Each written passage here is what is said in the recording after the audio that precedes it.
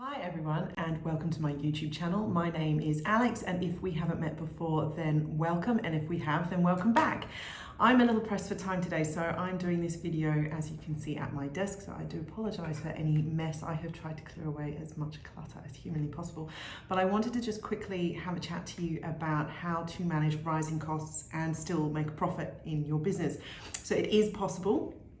But you do just have to be a little bit more hands-on about what you do and how you go about doing it. There are a few main areas to think about when you are living in a high rising cost environment. So especially at the moment where we've got inflationary pressures, you are finding in a lot of businesses the cost of their supplies are increasing extremely quickly. So we are having to manage the rising costs, but also at the end of it, they want to be making a profit. They don't want to be losing money. And how do we manage that and client expectation and still make money at the end of the day? And I suppose the first and foremost thing to say is don't be afraid to pass on costs. Most consumers at the moment will understand that costs are increasing, and so most of the time people understand that the cost of goods increases, and even in a non-high inflationary period, costs of goods will increase. So this is something that people are used to and will accept. So don't be afraid to pass the cost on. Just don't be greedy.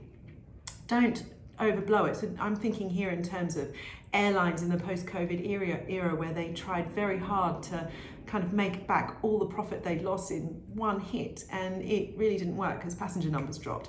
So don't be greedy about it, but at the same time, do pass on the costs that you are incurring. You just need to be able to explain it to your clients in a way that they understand. The next thing you need to be really across is your pricing. And I have recently done a video around pricing and how you can come up with your pricing when you're doing your pricing. And I will add a link in the description for you all to be able to click on it and have a look.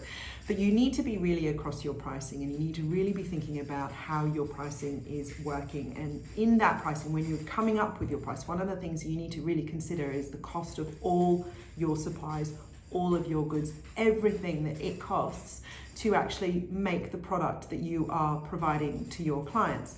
Now that you should also, when you're doing that, include the cost of any borrowings that you have. So, loans on equipment that you might have, loans on if you've bought listings, loans on anything like that where you've actually had to borrow money and you need to make repayments, like motor vehicles, anything. Include all of those loans as well, because that is part of the cost of you keeping the lights on every day. And that's really the number we're trying to get to the bottom of, is how much it actually costs for you to keep the lights on. Because then we can work out how much your hourly rate needs to be in terms of just how much it all costs you, and you can work out your pricing from there. Now that is just one pillar in a 6-step strategy, but be aware that you need to include absolutely everything. Try and shift the conversation away from cost and price and towards the value that you provide.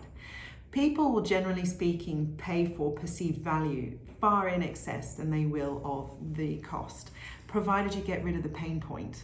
So if you can really hone in on your client's pain point and you can really articulate how you can solve that for them, then they will go to the ends of the earth to pay you. So if you can really hone in on that and you can really make it so that you are solving a problem and you are adding value, then you will actually be able to charge a lot more for your services. And that will really help to manage your profit margin in an environment of rising costs. Stay in touch. People love for you to pick up the phone and call them. And I know this is something that I get criticized a lot for, is that I don't stay in touch enough with my clients. That's usually time pressure, but that's something that we all have to face. It's really easy to hide behind email. It's really easy to hide behind a desk and not actually pick up the phone. And I appreciate for some professions, such as lawyers and things like that, a lot of your work is a one-off fee. But in actual fact, if you can actually pick up the phone and talk to your clients on a more frequent basis, then you might find that they will think of you front and foremost for everything. They will value you a lot more because you've taken the time to build a relationship up with them, to actually understand where they're coming from, and to actually talk to them on the phone without sending them a bill afterwards. You've genuinely just reached out for a chat. The next thing to think about is this is an opportunity for you to innovate. This is a perfect time for you to look at streamlining and systemizing your systems and workflows, because they need to be running as efficiently as possible to actually make it so that you're still making money. You don't want to be losing money in inefficient systems and processes, in wasting downtime, in pick up, put downtime, in sitting around having, something going on. You need to really make sure that you're pushing the forefront on that all of the time. And this is the perfect time to do it.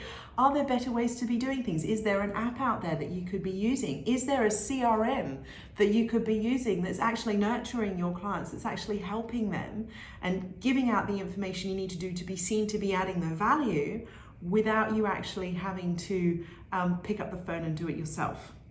So there's no silver bullet here. There's no one right answer. There's no one way of doing all of this. It's going to be lots of little things that come together to help you keep your profit margin going in a time of rising costs. These are just some of the ideas that you can use to actually try and cushion that rising cost pressure on your profit margin. If you want to have a chat with me about this in more detail, then please do pick up the phone or drop us a line. I'll put all of our contact information into the description box below. If you've enjoyed the video, please subscribe to our channel and hit the bell so that you get notified whenever we release another video. Otherwise, have a great day.